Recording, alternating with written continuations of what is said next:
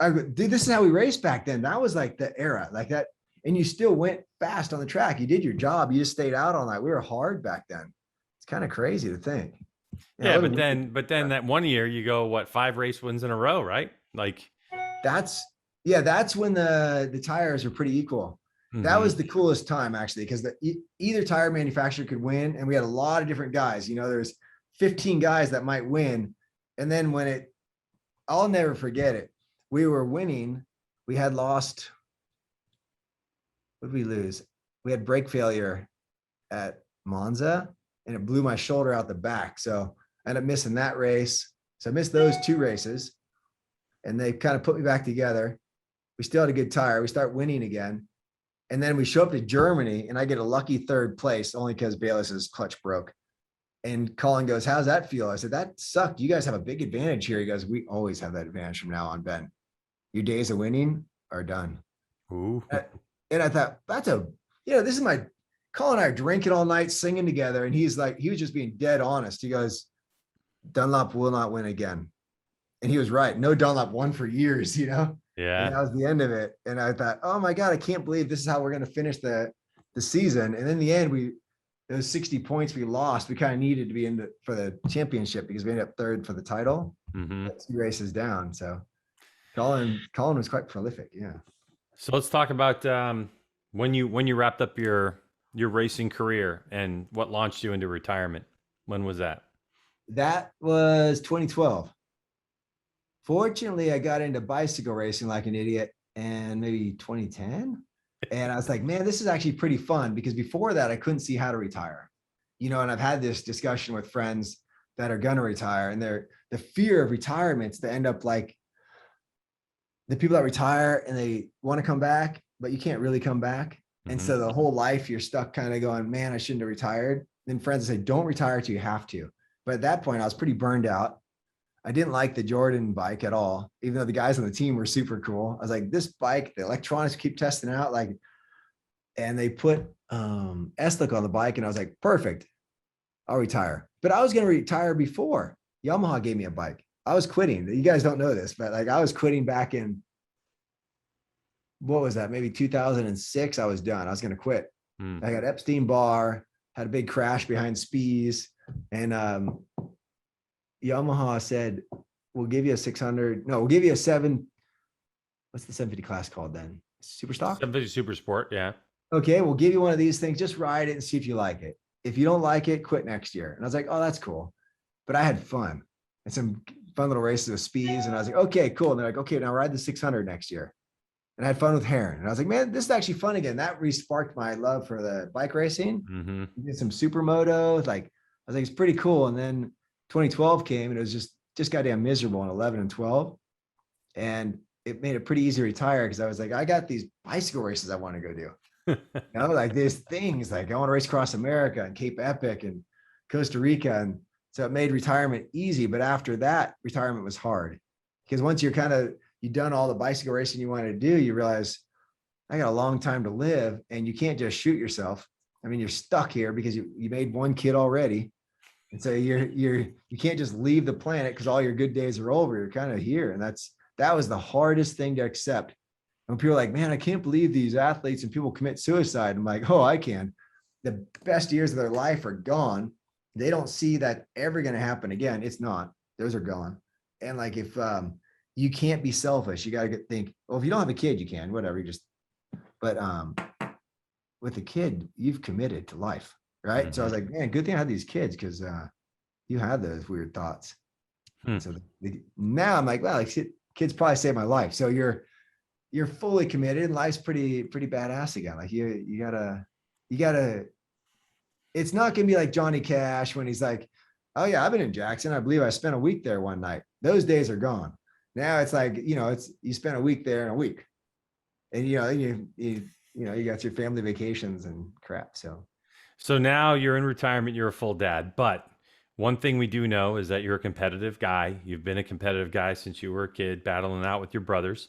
So Yeah. how do you get rid of the competitive fire It can't be like I'm raising my kid better than you're raising your kid, because that's so subjective. There's no finish line there or clock or Right. target to hit, 10 points or whatever. So what are you doing now?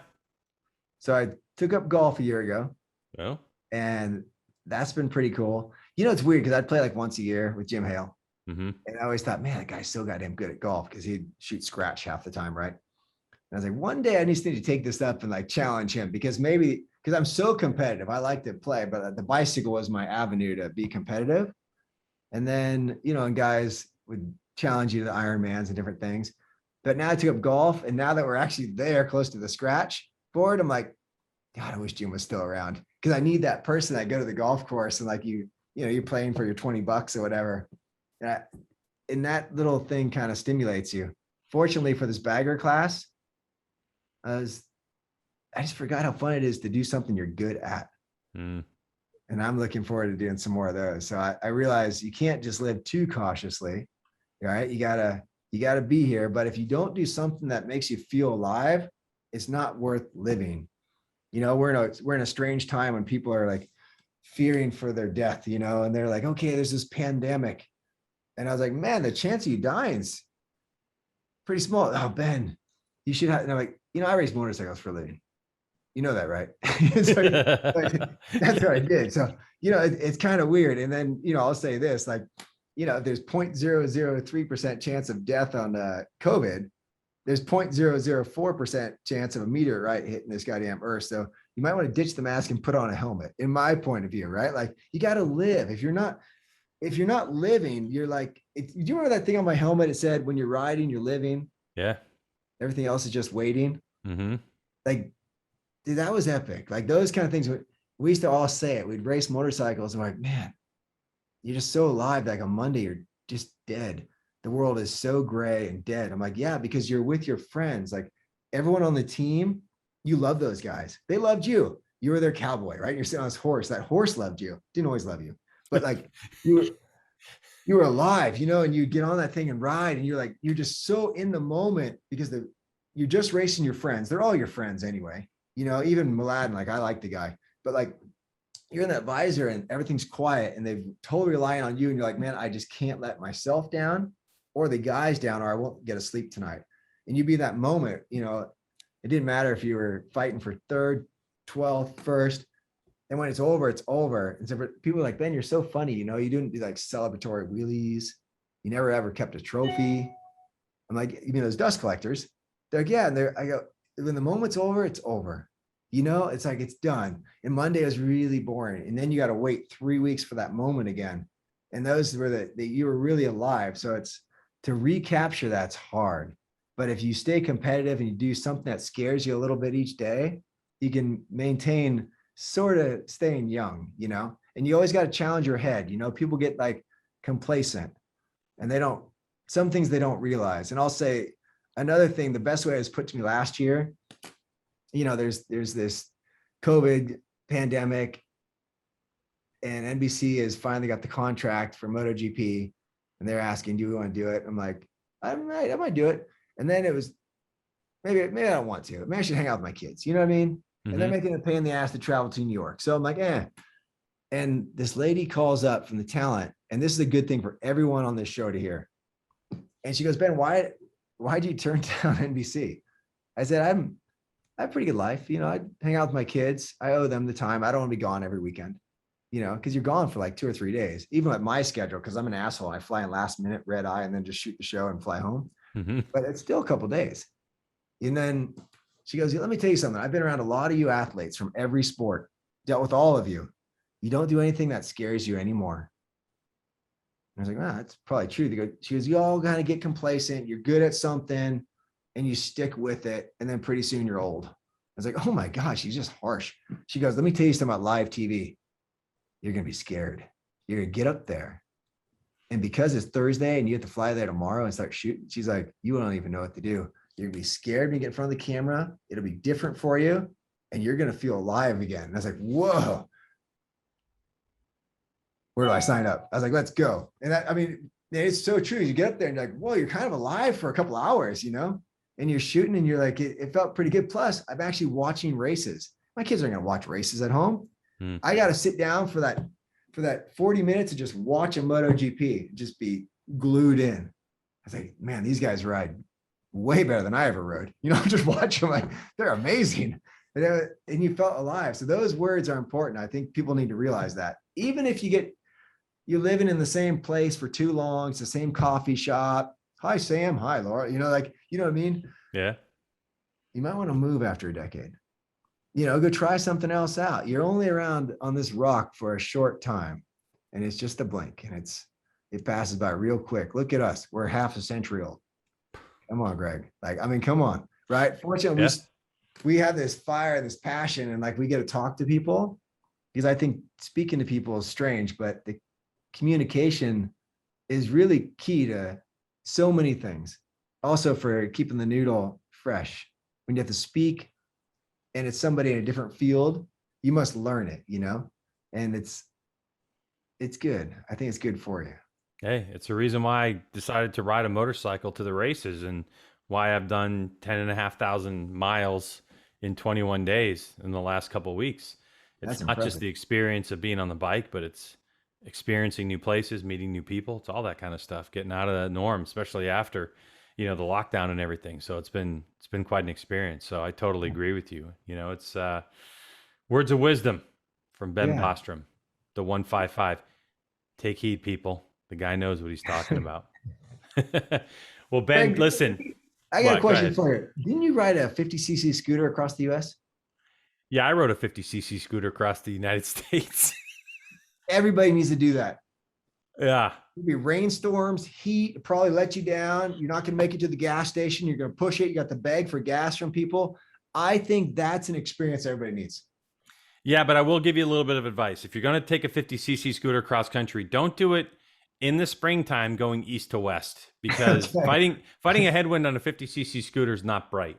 It's not cool. It's not bright. It wasn't the move.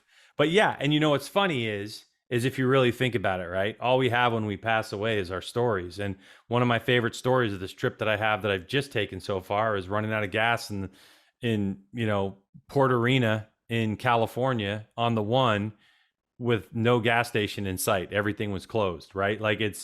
It's one of those situations. Or the amount of stories that I have from Scootin' USA 2004 riding scooter cross country are just, I could fill a book with those stories. It was such an experience. And you don't get that stuff sitting on the couch playing, Call of Duty, 100%. So that's the big push on this show.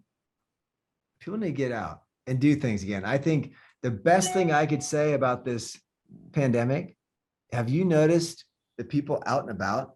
Crazy. National parks are full, the camping, the this and that. And people actually appreciate outside now.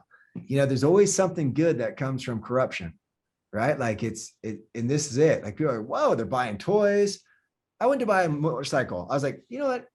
I don't think I've ever really had to buy a motorcycle. So I went and Eric's like, go get one of those FE 501 Huskies. We'll go dual sport, because he had just bought a KTM. I was like, yeah, no problem. No shop had them. And I'm like, now hold on a minute. This is a $12,000 dirt bike without paying tax, license, and everything that, and registration. And I was like, you're also, and you go, Ben, you're not gonna find one. Well, I found one. And I was like, oh my God, I found one. And I drove and picked the thing up, and it was on the back of my truck. It still is. I registered it yesterday. I was like, that was brilliant. The bike shops, they're selling out. And it made me just happy, because people are getting out. They're getting out and doing things, Yeah, no, it's really good. We've seen it in attendance in MotoAmerica races. We see it trying to get a hotel room. I mean, if you haven't booked a hotel room, a rental car, exactly. It's absolutely brutal. It's an interesting time to be involved, and hopefully, at least from our perspective in our sport, that it's a sustainable model, that people have learned their lesson and they're going to continue to enjoy that life after being locked down for a year, 18 months, or whatever it is. And but you know how it is in the States, or a lot of parts of the country or world. I mean, sometimes short-term memories, and old habits die hard. So yeah, human nature is short-term memory. That's true. And we got a little bit like the era that we lived in, kind of this golden era of go get hurt and have fun and be kind of crazy. And then we kind of keep it, but we learned it because the guys before us were harder than us, right? Yeah. We're actually a little softer than them. And then you look at the new era, and I'm like, those people don't even go watch sport. They, you know what I mean? It's a different era. So somehow I hope I'm around to watch it, because I want to see what's going to happen with the world. It's a different era. It's not like, we're pretty hard. We go get our hands dirty. My brother shows me this photo yesterday, taking apart a transmission of an RS 750. Mm-hmm. And I was sick, dude. Like, you know what I mean? Like, because Yeah. you could do it. Like, somebody made this joke and they're like, you know, this new generation, what was it with our generation, you got the manual and it showed you how to adjust the valves in your car. You know what I mean? That was right. The new generation, the manual says, don't drink like the battery fluid or something. You know what I mean? Yeah. Like, you shouldn't have to tell people that. It's crazy. So I mean, it's just Tide different. Pods, baby. Tide Pods. Yeah. Yeah. It's weird. No, it's true. If the check engine light comes on, it says take it in for service. If this happens, take it in for service. Take it in for service. Yeah. You know, we see it on the racetrack. Pridmore and I see it on the racetrack. It's like, if you are halfway through the race and you tuck the front, what's the first thing you do after you stop sliding? Are you talking to me? Yeah, I'm talking to you. If you're midway through the race, you tuck the front and you stop sliding, what's the first thing you're going to do? Dude, I'm so up. I'm looking back to make sure I get run over, and I pick up that bike and I am bump starting that bike right out of the gravel trap. We see so many people nowadays crash, walk away from their bike and let someone else clean up their mess. That's so weird. That is not the right mentality. It's where we live, you know what I mean, in this time, and it's what we have. So, but it's interesting for us to see because we're older, and you know, I don't know why. I didn't grow up in a racing family, but the first time I crashed, the first thing I did was run to my bike and try to get going, because I knew there were points on the line, or there was, you know, like a Silkaline certificate on the line racing. We're a, you know, novice, you know, and or whatever was on the line. And it was like, pick up and try to get going. And when the bike wasn't rideable, it was like the most deflating thing in the world. And now it's, you know, we applaud someone who chases after their bike, picks it up, and then gets a result. You know, Jonathan Ray in World Superbikes, a great example. You know, he recently crashed and picked the thing up, and he finished 17th. He didn't score a point, but the fact was, is he picked it up and kept going. And, you know, in some of those classes we see, it's very interesting. But look, the bottom line is, Ben, it's a new world we live in racing, and there's a lot of things that have changed. But, you know, everything from the motorcycles themselves, especially being electronic heavy, you know, to the tire technology when you were a racer, to, you know, people's attitude towards racing itself on the racetrack, and fairness. You know, what determines a penalty and what doesn't determine a penalty. It's just a different world we live in, and it is exciting to see how things are going to evolve.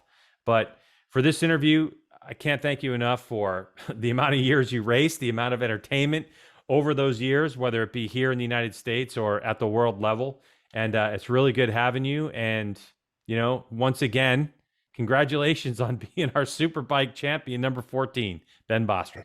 Thanks. Some of the best years of my life. I so appreciate everybody out there who's watching this or just supported us. Without you guys, there was no Ben Bostrom, for one thing, and I would not have had a job. I don't know what I would have done. So I appreciate it. Thank you.